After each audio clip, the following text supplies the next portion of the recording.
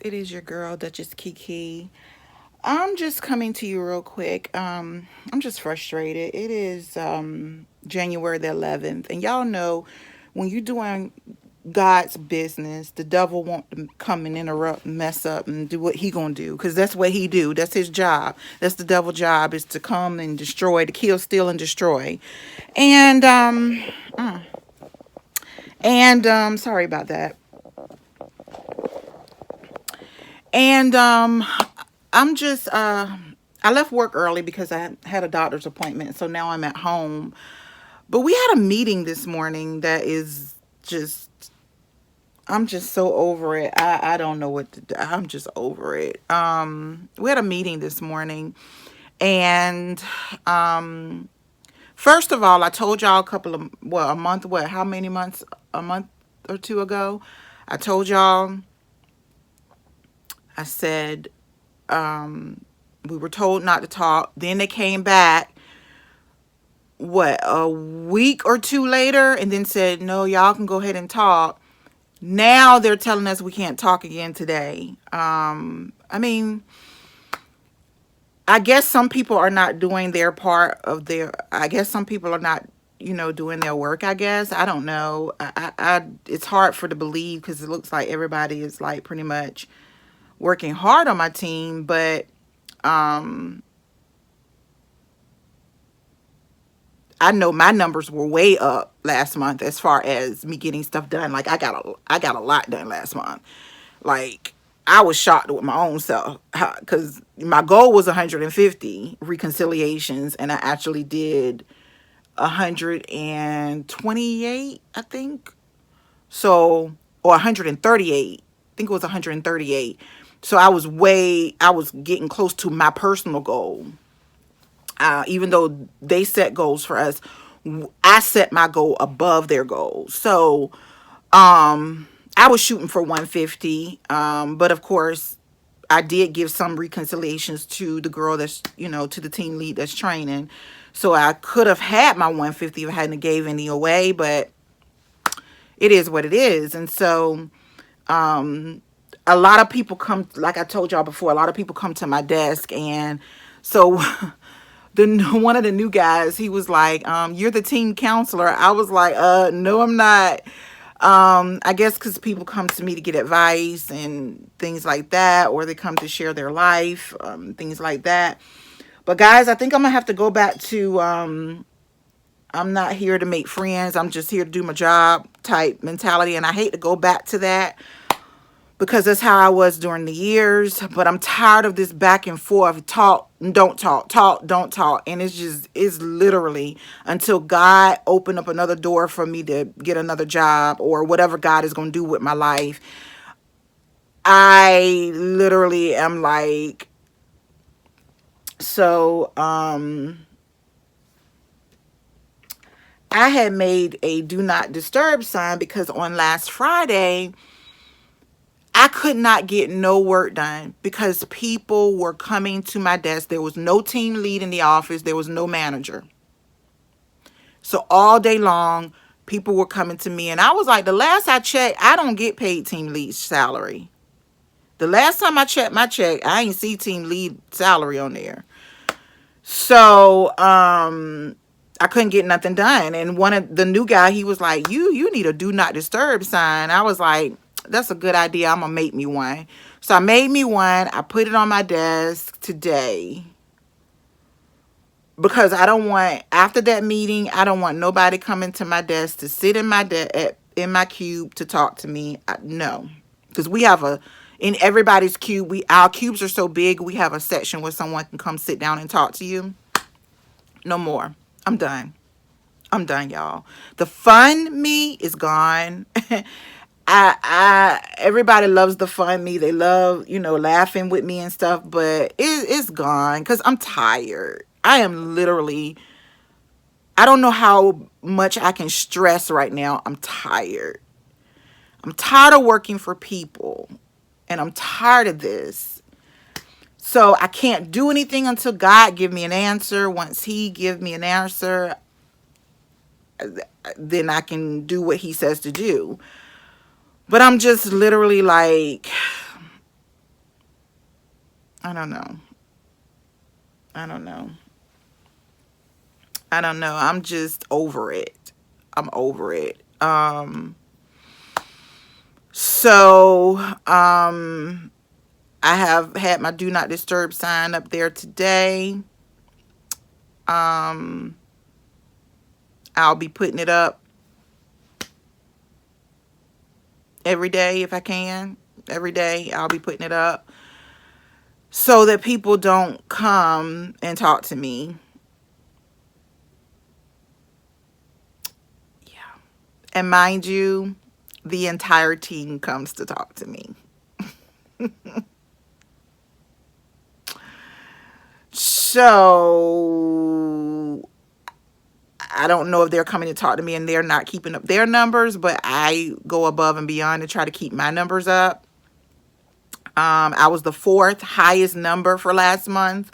I used to be number one and number two, but we was in our slow season, but now we're in our peak season picking up. We're picking up towards our peak season. So I'm shooting again for number one or number two. But there's this guy, he's been number one for a minute, but I don't think he's doing email. Like I provide good customer service to the landlords, and I don't think that he's doing that, y'all, because there's no way he's getting those kinds of numbers and yet he's keeping up on his emails. I can't figure out how you do it. I have a total of how many stores I have. I mean, how many states I have under me right now. I have a total of, I think,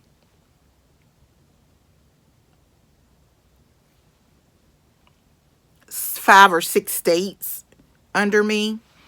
That means I have to reconcile for our brand for the entire state, like however many stores are in that state. I have to reconcile it. I have to reconcile for. And that's not on top of other things with issues and problems and things you got to research and emails and all this. It's not including any of that.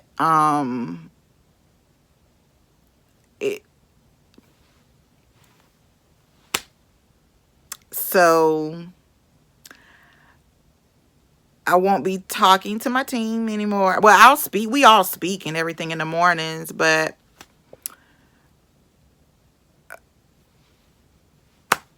yeah. Conversations, 0. None. I'm not gonna keep going through, y'all can talk, no you can't talk, y'all can talk, no you can't talk. I'm tired of it and I'm over it. And until either God bless me with a 100% remote job at home,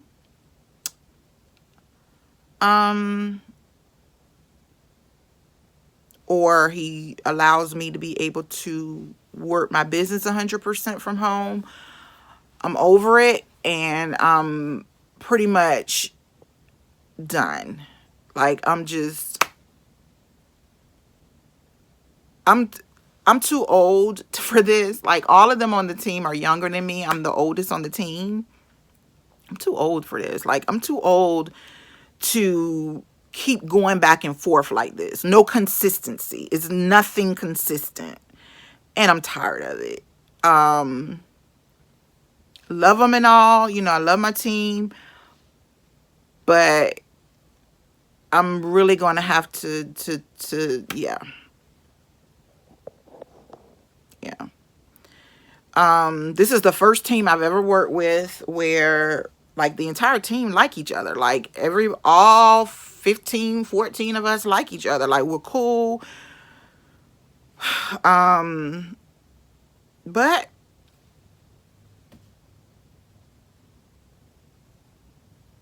yeah, that's what's the new update, y'all.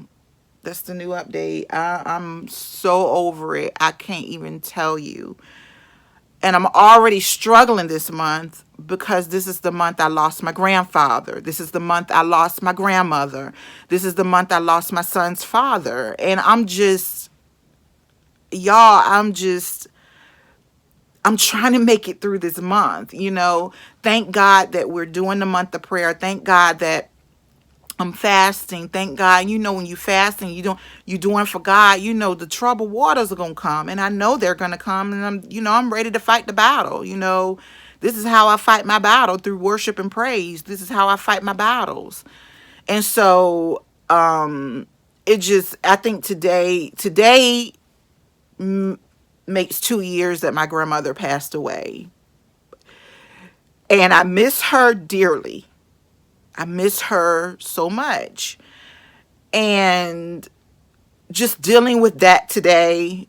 Tomorrow makes, I don't even know how many years it is now that my son's father passed away. January the 2nd, that's the date that my grandfather passed away. So all of the people that I dearly loved left my life in January. And so it's a hard month for me. Coming into the new year is always bittersweet for me. It's like, okay, like it's I'm happy I'm in a new year, but I'm scared all at the same time because of the fact that I lose people that I really love. And I it's a hard month. It's a hard month. I'm not even going to sit here and lie to you guys. I'm going to be transparent with you guys. Y'all know I'm always transparent on my channel. It's rough. It's rough. And if it wasn't for the month of prayer and things like that to keep me going, I would just go into a state of depression because of the people that I've lost during the month of January. It to get over this hurdle, once I get through January, I'm pretty much all right. But it's just like this just remembering it all, remembering it all. Because, with both of my grandparents, I literally went there as soon as I got the word that they had gone on. And I literally have seen both of them in the state before the funeral home got them, before the coroners come to get them. I've seen them in that state, where it was within the hour or two that they passed that I'm seeing them. So I don't know if I've ever shared that. I saw my grandfather sat there with him for a long time until the coroners got to the nursing home. We all sat there with him, just seeing his body just lay there and him gone. It was rough. It was rough. It's something that I will never forget. And it's an image that I will never forget. So then years later, my grandmother passed 2 years ago in January, and same thing. She passed at the house though. Soon as I get word, I get dressed and we fly down to where I'm from, meaning I'm driving fast. I wasn't on a plane. I'm driving fast to get to them because they're an hour away, and go in her room and see her before the coroners got there as well. Being there with my mom and my aunts crying, and being there where my uncle, my aunts crying, and my mom and my cousins and all of us are crying. And then we had to run in the house to be there for our parents because that was their actual mom. But my grandmother, everybody knows that my grandmother was like a mom to me. So it's I'm already dealing with that this month, and then having to deal with this up and down stuff. It's just a lot. It's a lot. But I do know that God is there with me. If it wasn't for him, I wouldn't be able to be where I'm at right now. Mentally, physically, I wouldn't be where I'm at. And so I'm grateful that even though I still grieve over them, it's gonna be there. But I know that I have a comforter in God. I know that at the end of the day that God is there with me. And it's nothing wrong with grieving. It's nothing wrong with crying, because those are people that you love that you lose. Whether I'm going to stay and wallow in it is the K. I'm not going to wallow in my pain. I'm going to pick myself back up and keep moving. I'm going to pick myself back up and keep going, because that's what my grandparents would have wanted me to do, is to keep living and keep going. They wouldn't have wanted me to stop my life and stay in a state of sadness forever. And so I know that that's what they would have wanted me to just go on and push forth. But I do take the time to grieve. Grieving is very important. I take the time to grieve. I don't push it away. When the moments come and I'm crying, I cry and I let it out, and I feel better after, you know. Though my grandparents are two people that are irreplaceable. No one could ever in my life be in my life that could replace them. So just dealing with January alone, and then having to deal with pettiness at work, it's a lot sometimes. It's a lot. And then I'm waiting to hear what God say to do. It's a lot. But thank you guys for watching. Thank you for listening. And I know everyone goes through the grieving process. The thing is not to stay there, like to keep picking yourself back up. No matter how many times you have to grieve, after you grieve, pick yourself back up.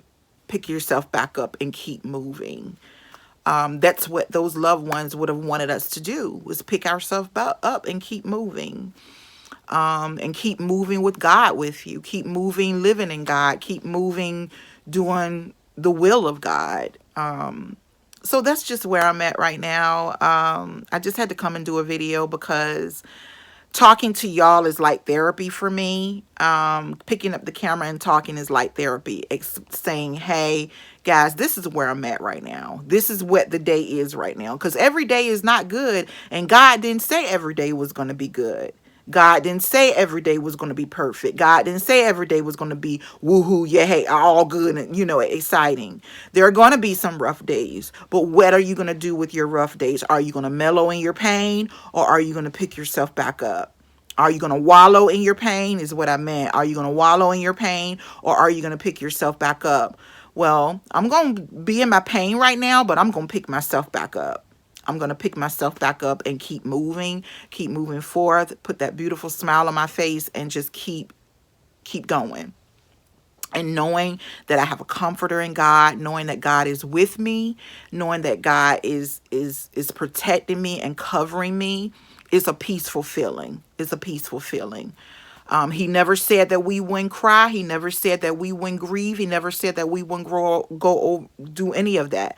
But he said that there's a time and a place for everything. There's a time, season for everything. So there are certain things that we just got to go through. There's certain things that we just got to go through. And I'm talking to y'all as well as myself. There are certain things that we got to go through. But what we got to know is that our Redeemer is the Lord. It's God Almighty, and He has our back. Especially if you're living solely for Him. He got your back. So hopefully I got to release off what was on me. And hopefully I was able to even encourage someone even through this. Even through this testimony. Hopefully I was able to encourage someone even through this. So I love you guys. I thank you for being here for me. I thank you for listening. And I will talk to you on another video. Don't forget to thumbs up the video and be the best you that you can be. I will talk to you guys later. Bye.